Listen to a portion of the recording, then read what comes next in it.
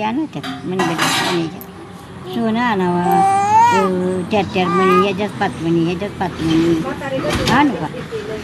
हाय तो माझं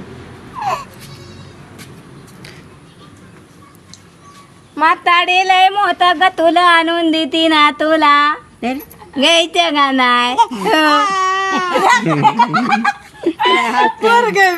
लय बाटाळे या ग काय का नाही म्हातारीला मला कमळाचं दे ग तुझं कालून काय का नाही रे दे म्हणाव दे त्यामुळे बसले म्हातारीच्या मांडी